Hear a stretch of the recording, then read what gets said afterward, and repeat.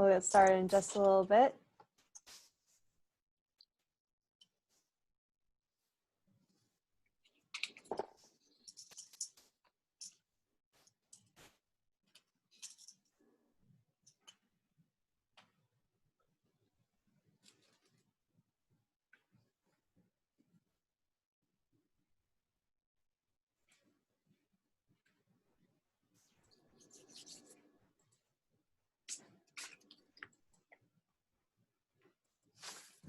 Well, it's 11:30 and I'm already super excited. So I'm going to welcome everybody. I'm Bethany. I'm one of the organizers. And so glad you come to the first panel of the day in our unprecedented virtual event. And I want to remind everyone to check out our tablers. There's the link that's in the group chat, but you can also just go to dczinefest.com. And we've got some cool merch that's available. Also, just like head to the site, the dczinefest.com site, and I think that's it. Let's get started with our zines in education. This I'd like to welcome Cosima Storz. Hi there. Good morning. Thank you for having me. Thanks for being here. Yeah, I'm really excited. Welcome. It's good that we're doing this virtually, even though we can't meet together. So I'm happy that I see a lot of Zine Fests are doing this summer. So I'm glad that we are still showing and sharing zines. So I think that's really positive. Yeah, I think so too. Yeah, it's great. Okay, I'm going to go ahead and just jump in. I'm going to chat a little bit, and then I'll have us do like make a one-page zine step-by-step. So if that's something that you want to do, have some scissors ready to go, and then just like a sheet of computer paper. So if that's something you need to grab while I'm chatting, go for it. I'm going to be starting with a PowerPoint presentation. I'm going to be showing a couple images of some of the work my students have made. But I'll go ahead and introduce myself. So my name is Cosima Storz. I live in Richmond, Virginia. I use she, her pronouns. I am an art educator with Henrico County Public Schools. I've been teaching with like community teaching after school programs for about 12 years. So I've been a teacher for a couple of years now, something I really love to do. And zines are something that I started to get in on my own. And I thought, this is something that's really cool. How can I bring this to my students? How is this something that maybe I can use as a teacher? So kind of seeing, I do a lot of art making myself. So I kind of think of like, how can I have the art making and the making I do, and then bring that together with my students? And I think also what's really powerful is they see, oh, okay, Ms. Storz, you make this, you like this on your own. And I can kind of say, yeah, this is how I work with it. But, you know, what do you like to do with it? What can you do with it? So I'm going to go ahead and share my screen, and I'm going to go into my PowerPoint, and then let's see. Can everyone see the PowerPoint? Perfect. Thank you. Okay. So I've done a lot of different kinds of zine making with elementary, middle schoolers, high schoolers, adults. So it's a really great format that people can work with no matter what age. I think that's really beautiful about zines and zine making. I think it's something that can bring people together. So I think that's really powerful and amazing. That's one thing I love about zines. It's a very flexible medium and material. So whatever topic or subject you're interested in, it can be something that's really simple, handmade. It can be something that's, you know, more refined. So it's zine making. Sometimes people always ask me, you know, what is it? How do you describe it? And I think sometimes it's one of those mediums and materials that you can't always put like your finger on and say like, it's that one thing. And I think that is powerful, that it can be so many different things. It's something that is really cheap relatively. So you can have just regular computer paper. It uses things like scissors.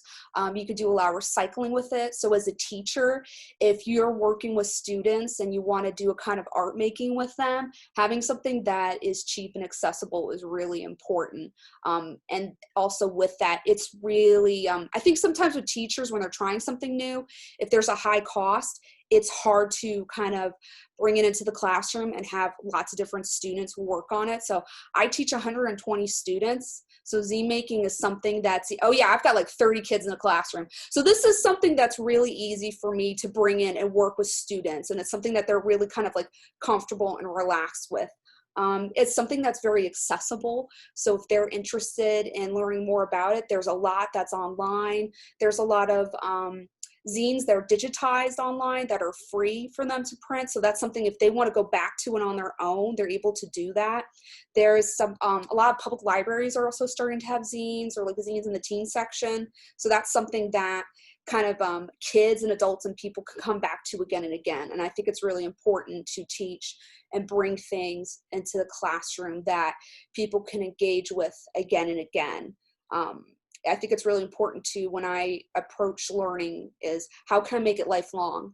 How can I make it something that, you know, I might have kids like, oh yeah, whatever, Miss Storz, we'll do zines. But maybe 5 years later, they might go, oh, hey, I remember learning that thing. I want to come back to it. So that's important that I try to, as a teacher, bring lots of different kinds of learning and material that they can come back to again and again as they change. And it can kind of change with you and kind of meet what you need.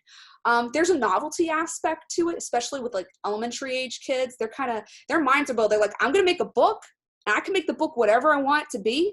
And I'm like, yeah, you can make it whatever you want it to be. And then I can copy it and you can share and trade with your friends. They love that. So this idea of, oh, okay, it's kind of like, you know, a traditional book that is printed in a factory or like mass produced, but this, it's like, you don't need to go and spend all this money. This is something that you can make on your own. That's really powerful for kids and for people. And also, it's something that's collaborative. I might have students that do like a group project. Maybe everybody's responsible for a page in the zine. So that can be collaborative. Also, the sharing aspect of it, that's really important, where I can have them make a zine, I can copy it, and then it's something that we can share. Before my school was shut down for COVID, I started having students work on a coloring book. So they could do whatever. They were doing a page. So I go, okay, you're gonna do a page in the coloring book. I want you to sign your name because you're the artist. And then we were gonna print it and share it with the school. So it was gonna be something that we could put in the front office. It was something that they could give their friends. So they were really excited about that. So I'm gonna try to finish that in the fall. So I think that collaborative, that sharing, I made this thing and now I can share it with other people, is also really powerful. I always start with students, whether adults or kids. I start with introducing what is a zine. Some of my high schoolers have heard of zines before, but for the most part, kids and people like my younger students really haven't. So I start talking about like, okay, what is this thing? Where does it come from? I talk about the early history of it, because sometimes when I have students that first learn of something and they go, well, I've never heard of this. So I go, well, it's super old. That's okay. But then they recognize, they're like, oh, okay, I know what a magazine is. Okay, I understand what a pamphlet is. So they realize, okay, they have this knowledge that clicks in to zines and connects. And then they kind of go, oh, okay, I know this and this aspect of it. So there's a lot of different avenues you can come at with zines. So I think showing that early history is really important, because kids can kind of start to see like the big picture. I talk a lot about comics and zine making. I do a lot of comic making with my students. I think that, again, is something a lot of my students, I love comics. So first of all, I'm like, okay, how can I bring, comics into, they already love comics. A lot of my kids love comics. So I'm trying to think about, all right, how can I get you to read? How can I get you to make a comic? So I do a lot of comic making with my students as well, and zine making. So sometimes I might go, okay, I know what comics are. And now recognizing, okay, there's a lot of famous comic artists that they had their comics first made into zines before they were more mass produced and published. So I talk about the American artist Yumi Sakugawa. She's a Japanese American artist. She makes really beautiful comics.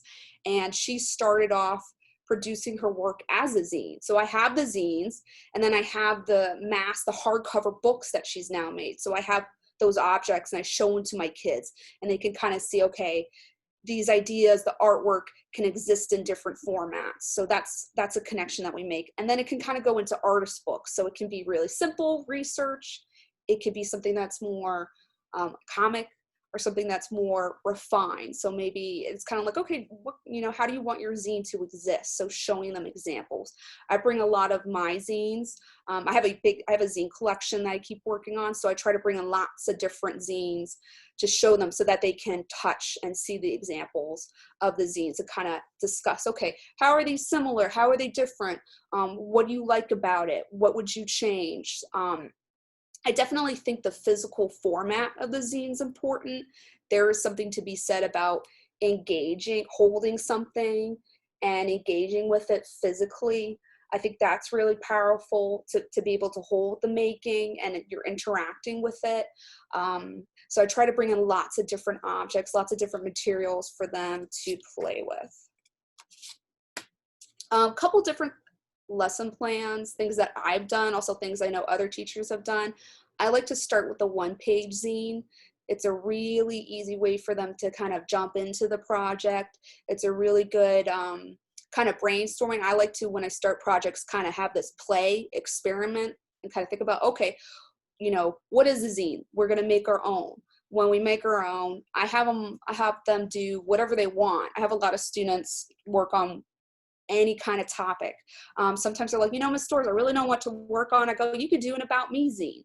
I do this a lot at the beginning of the school year. Sometimes I'll have like a sheet that they can fill out, but I think they also like the idea of, okay, this is, my teacher can learn about me. I could talk about myself, but I'm sharing it in a different format. So sometimes the fact that they're sharing it in a different format is exciting and stimulating for them.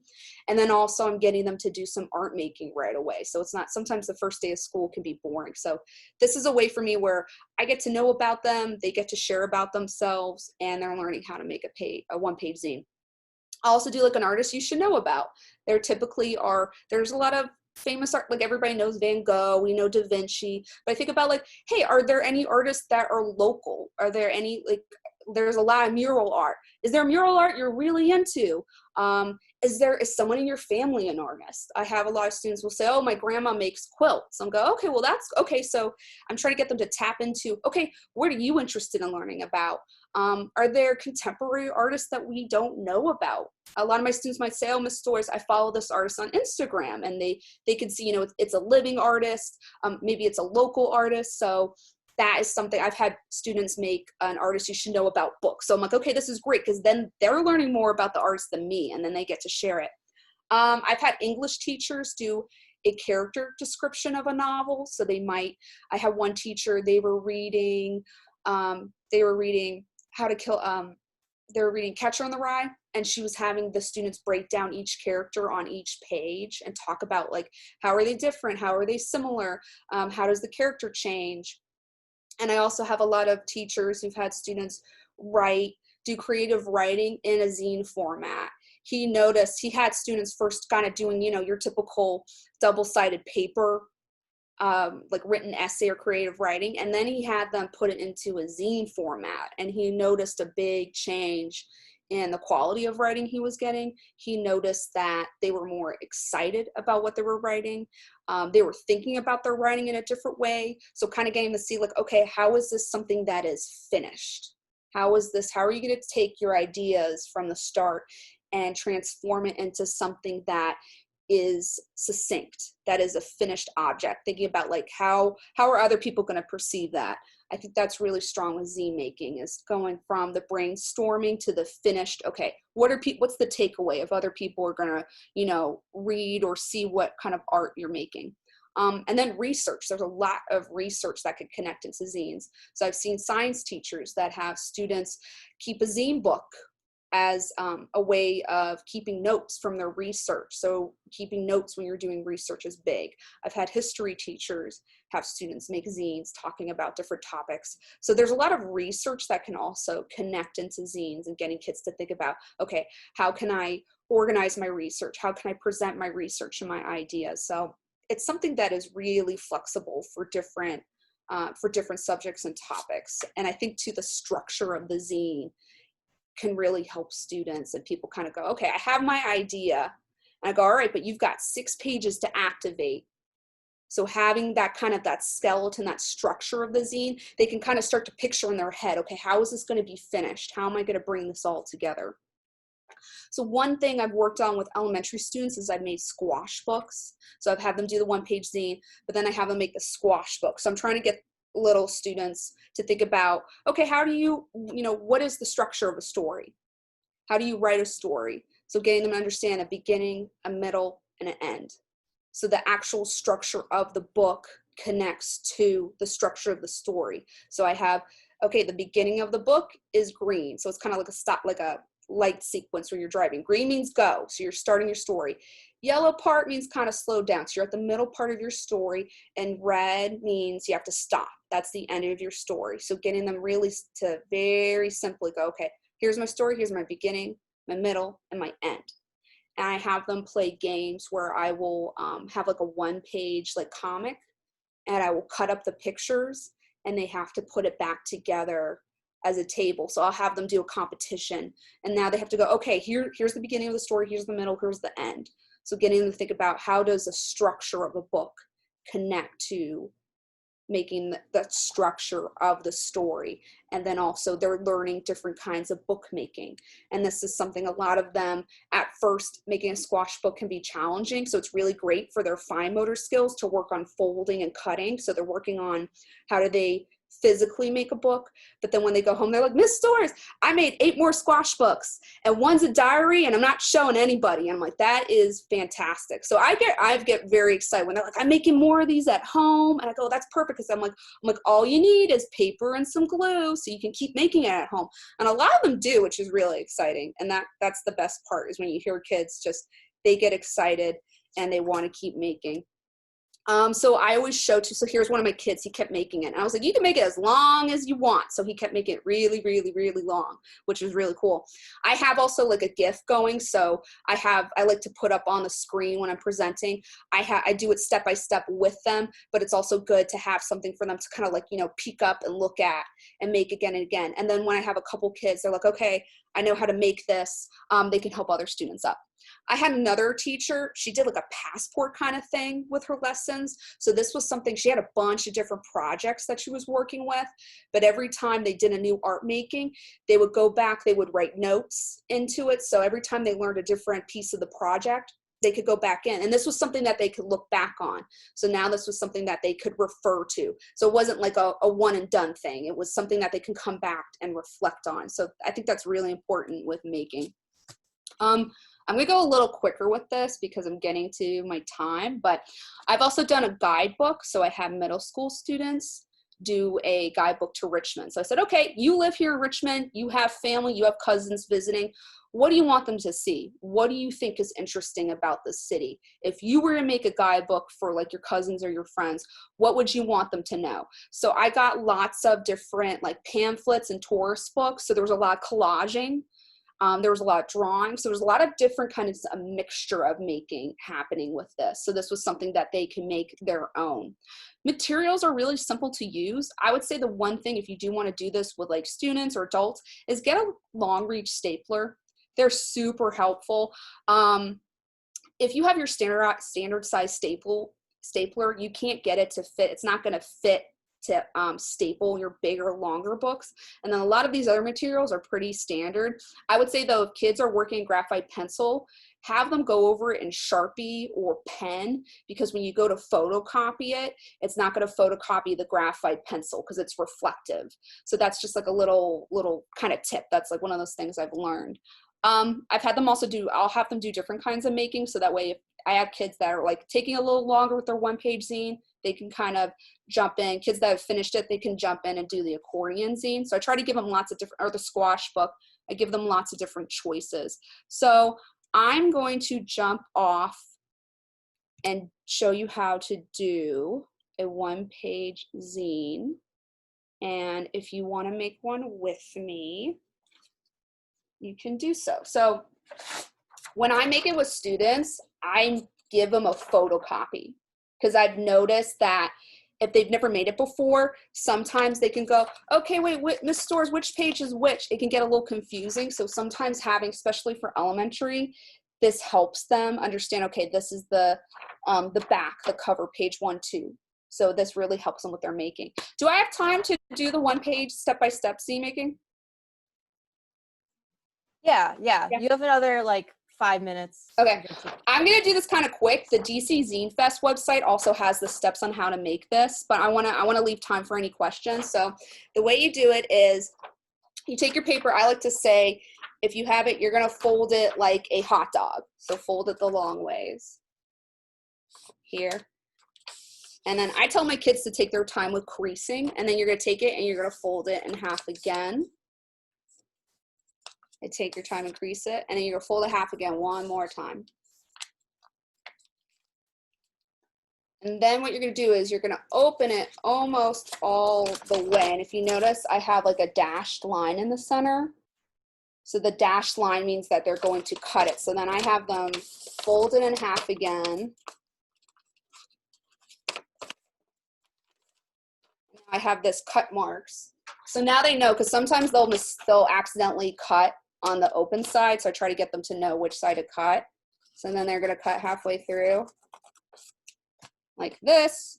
So now it's like they have an opening.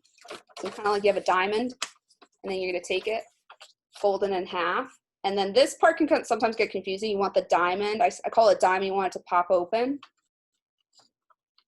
and squish in half. And then you can take it, I'll find my page, and then close it again.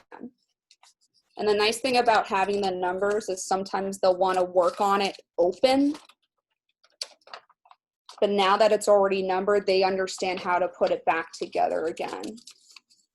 And then that's something that's smart because it's just computer-sized paper. So that's something I like to have all my students and adults work on. So that is, I have them do a lot of these. I love doing the one-page zines. Yeah. Maybe I could take questions and comments now? You can look in the chat too. Yeah, if anyone wants to put a comment in the box, Yeah. or just unmute yourself and.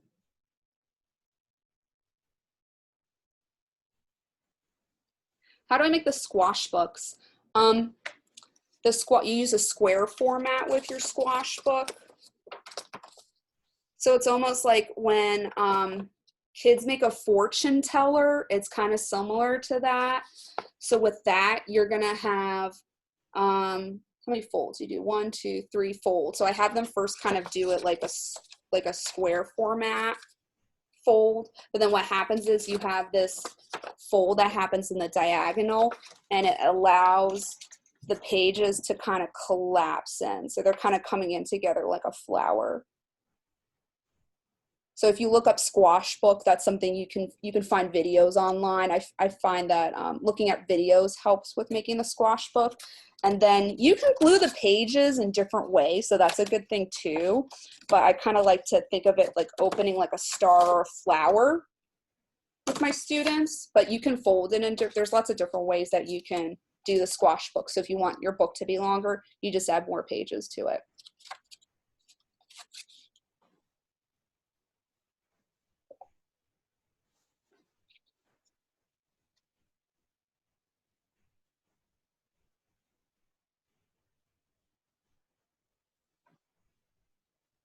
Yeah, and this is something too that if you teach after school programs or you do art making, this is something that like everybody can go into. What online resources do I really like?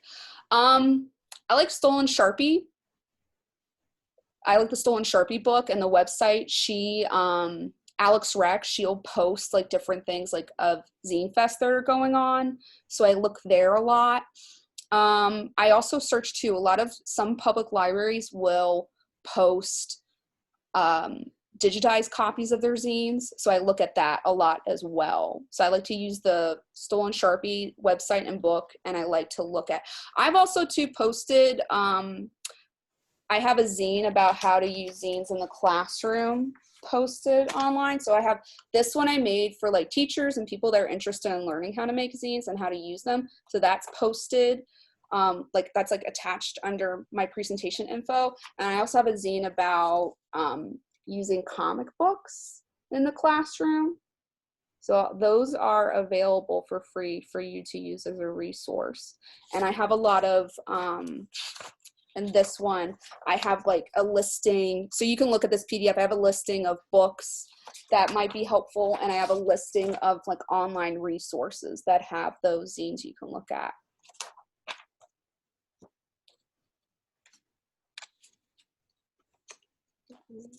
Yeah.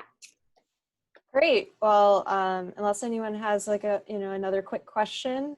Okay, looks like we have in the box, there's some other resources or examples. And if any, we recorded this, so you'll be able to refer back to this if you wanted to, review this in any way. And we really appreciate, Cosima, for you to do this. You did a great job. It was Thank you really so much. nice and very interesting and succinct in a way to like explain this to other people. So I really appreciate that. In 5 minutes, we're gonna have the next workshop. I believe this is BUA Zines. I have this memorized basically. Storytelling and connections. So they'll be talking about their own zine and how they started it, about their experiences. So I hope you guys stick around for that. Make sure to check out the tables, and thanks again. I really appreciate this.